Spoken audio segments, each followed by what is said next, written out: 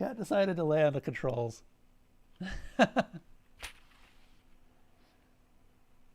You goofy cat. We're lucky he didn't end up stopping the entire stream. Oh, you just want so much attention, don't you? Okay, where was I?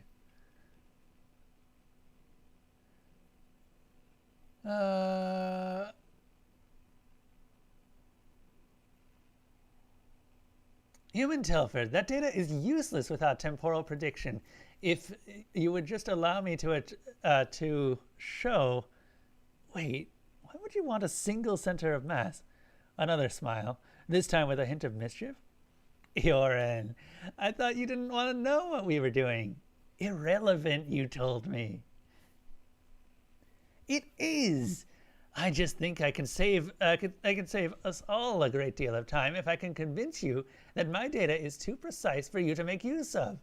My talents are better utilized as a fleet observer and a strategic assessment vessel, not indulging a newborn race.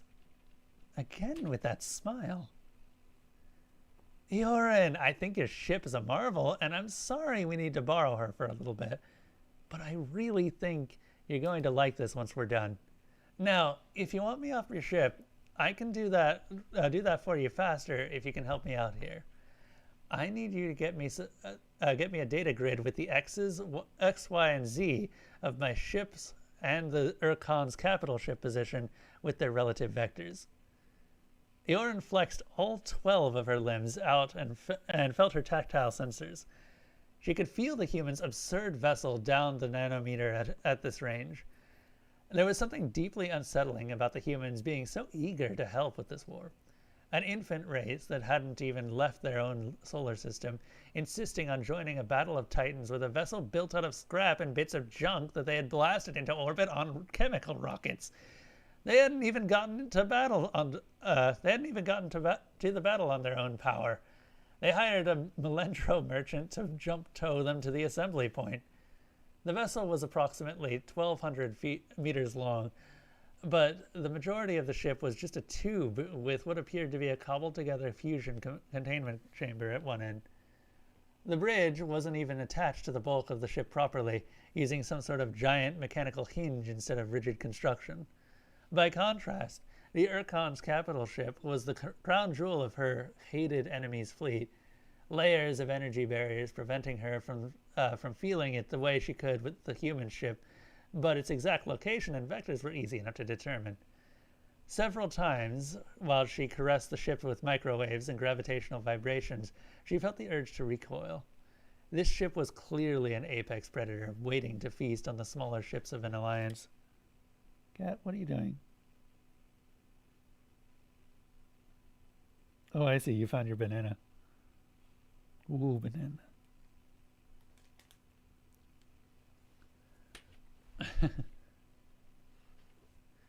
Human Telford, I have done as you asked and linked all the data with your crude human ship. Curious. Ioren's predictive sensors were starting to pulse with uncertainty. Something was going to happen in the near future. Entangled matter sensors, in theory, sensed vibrations in the future, but data could only be used to increase vigilance. The two fleets were still assembled outside of any effective weapon ranges. This shouldn't be happening. Ioren immediately tried to scan for any hidden vessels in the area, but found the humans' meddling had blinded some of her finer sensors. She checked with the rest of the observation ships and found that they were also getting the telltale flickers of impending events. Was this due to the data telemetry coming online? That's great, Ioren. Data is coming online now. Now, if we could just get a little help with the primary hull alignment, this is going to come down to about a microsecond of angle. Crude translations but the human wanted to alter his vessel's vector by several millionths of a degree. Easy to measure, but impossible to correct with fusion thrusters. Human Telford, I've updated your request to the data stream, but you won't be able to make such a fine adjustment with such a large... How are you doing that? Wait, you have chemical thrusters on the bow? Why? Eorin could actually smell the chemical puffs as the human ship made unimaginably small corrections to its heading. Again, the entangled matter sensors were pulsing. Whatever was going to happen was becoming more certain. No doubt it was because of the human ship's maneuver. She was assisting them in dramatically altering future events. Nice and easy now. Hold it steady. Eorin, are you sure you have all this right? Arrogance. How dare this human question her measurements? She could feel the irregularities of the paint at this range. She could read the ship's lettering just by slightly different chemical makeup, rather than optically reading it. Boomstick. Why, this human needed such absurdly well-calibrated data for this scrap heap of a ship was the only thing she couldn't quantify. Yes, you bumbling ape, I'm certain to a millionth of a meter and a billionth of a degree. Telford laughed and smashed a button on his device with far more force than was needed. Close enough. The entangled sensors all reset at the same time. Then every conventional sensor on her ship went blind for a fraction of a second. As they started to come back, she saw the as they started to come back, she saw the human's mechanically connected bridge had swung down and the engines were at full burn. A beautiful soup of radiation was pouring out of the front of the tube. The engines and the mechanical device were for recoil? She measured the mass of the ship again and saw it was missing over 2,000 kilograms of mass. There were trace amounts of U-235 mixed with the cloud There were trace amounts of U-235 mixed with the cloud coming out of the ship's bow. They had detonated a fission bomb inside their own ship? Fuck that guy in particular, cackled Telford. The Irkon's ship was simply gone. Pieces of it were moving at respectable fractions of the speed of light, and secondary collisions were causing havoc to the rest of the Irkon's fleet. Off by 15 meters, Eorin. Boomstick, load up another one while we try and figure this out. This ridiculous ape wanted to do it again? That was good.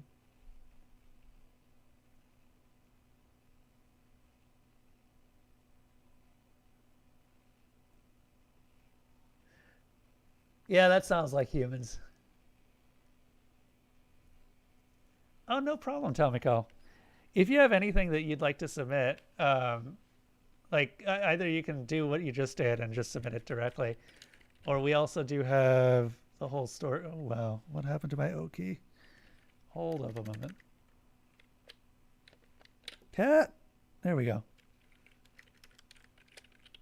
I set up a bot so that people can just submit stories. Sometimes the bot doesn't work. There we go. And you can just submit new stuff, and it's actually kind of nice. So a lot of users end up submitting stories for other people, and whenever something gets submitted, it goes into a pending list, and then I contact the author, just like I did with you. So a lot of the stories that are on the submitted list right now, Wizard LARP, Death by Magic Court, The Blessing, A Welcome Party, all of those are also stories that I've contacted authors on. And then afterwards, after all of this is done, I edit the resulting stream and put the videos up on YouTube. With the authors' names, of course. How many pending stories do we have? I think we've just got one right now. No, we've got 2, 3. I'm probably not going to get Hammer, because I haven't heard anything from the author on that one. And Potato Restaurant is also probably not going to happen.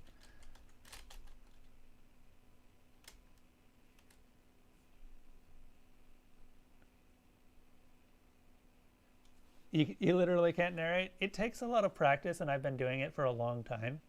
I don't always just stream this. I tend to stream CRPGs or other story-based games, so I do a lot of reading. Narration is just something that I've gotten good at. It also helps that I do, as I said, edit the videos afterwards. So the edited stuff is what goes up on YouTube.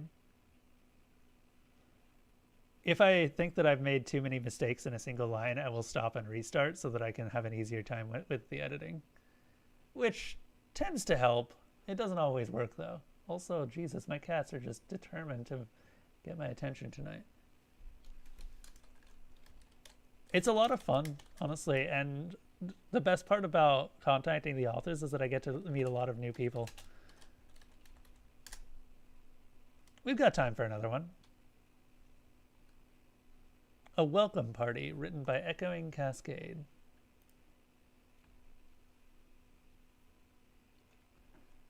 Hello. Okay, this is reasonable.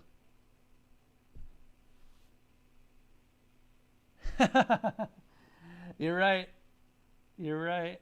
Twitch is temporary and the kitties are eternal, and they will always take my attention with their butts that they always have to show me. I don't know why they always have to show me their butts. Okay, actually, Bart doesn't need to show me his butt. Elsa does, though. I don't know why. No, Bart needs to roll on things. That's what you need to do.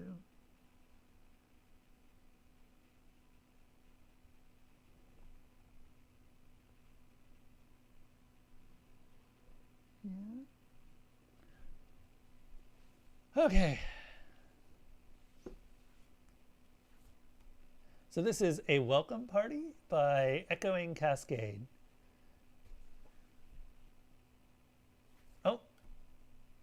Yeah, no problem. I'll let you know when the edit is done. Usually I put them up around sometime on the weekend. So just be on the lookout for that. But yeah, this is A Welcoming Party by Echoing Cascade.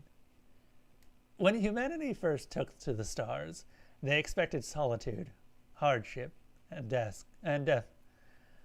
What they got instead was a welcome wagon from over 50 alien species.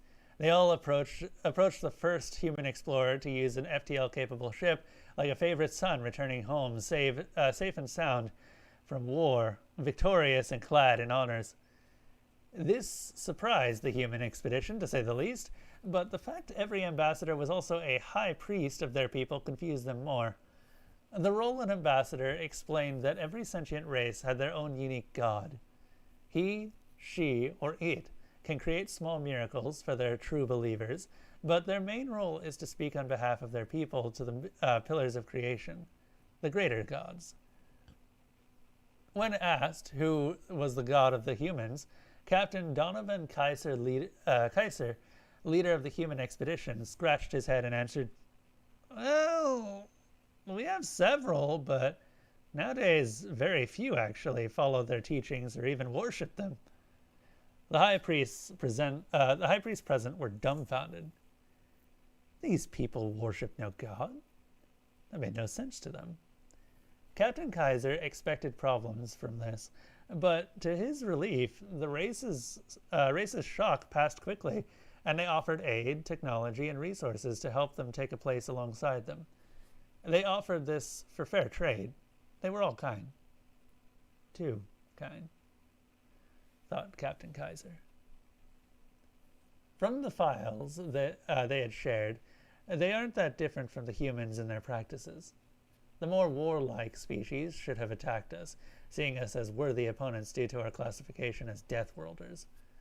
Captain Kaiser was sitting alone in his ready room, wondering, not for the first time, what he was missing. Half the species that welcomed us and offered trade are known for their predatory business deals. Yet the suits back home all agree that the rates are fair. Hell, they're better than what they offer. They're better than what they offer their own people. He didn't want to do this, but he had little choice. The people back home had found no rhyme or reason to this kindness, and it was making everyone nervous. He called the high priest Noe, the Roland ambassador to ask her directly. She had been the one to talk for the coalition of species that had welcomed them. How the hell am I to approach this? Too timidly and I get nothing. Too rough and worst case scenario, humanity is done for. No pressure. Captain Kaiser opted for frankness. He simply asked, "What's with all the kindness?"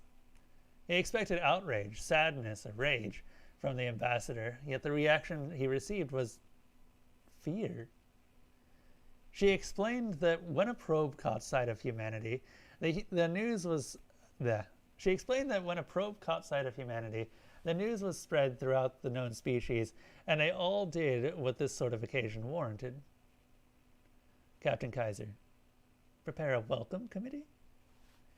Priestess Noe looked awkwardly at the captain, which, coming from an 8-foot-tall humanoid lizard with a cobra-like head, was odd. We prayed to our gods to see if the greater god would favor us in conflict with humanity. Captain Kaiser, quite angry now. You asked if your gods would help attack us? The 8 feet tall priestess recoiled, hands in a defensive position. No, not war. Just conflict, like trade.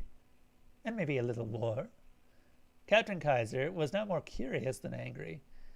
She could literally crush him with her bare hands, yet she now looked terrified. So what did your gods say? She looked a little more calm as she recounted the answers they received. The god of war and destruction would take no sides. This is a good omen. He only chose a side when a particularly psychopathic race went to war. The god of death and decay would also take no side. Again, he only acted when a genocidal species took the field, so it was expected. Nothing alarming so far, thought Captain Kaiser. The god of life and plenty abstained as well. This was worrisome, since usually she would help a new species, but the fact of the god of civilization and innovation would remain neutral shocked us. Why? She always aids newcomers. Always. She looked reluctant to continue. She was shaking now. Captain Kaiser urged her on. And then what happened?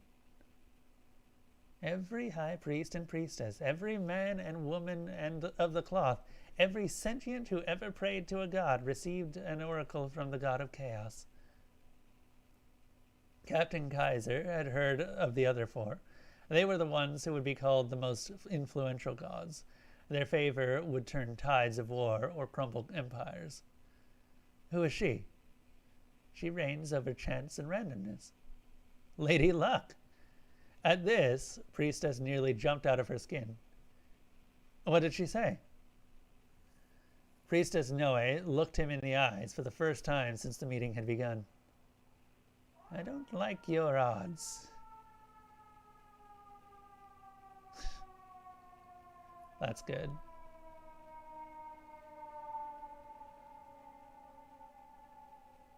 God damn it, I really hope that wasn't captured. Alright, I'm going to go ahead and call it for a night. Thank you, everyone. And good night.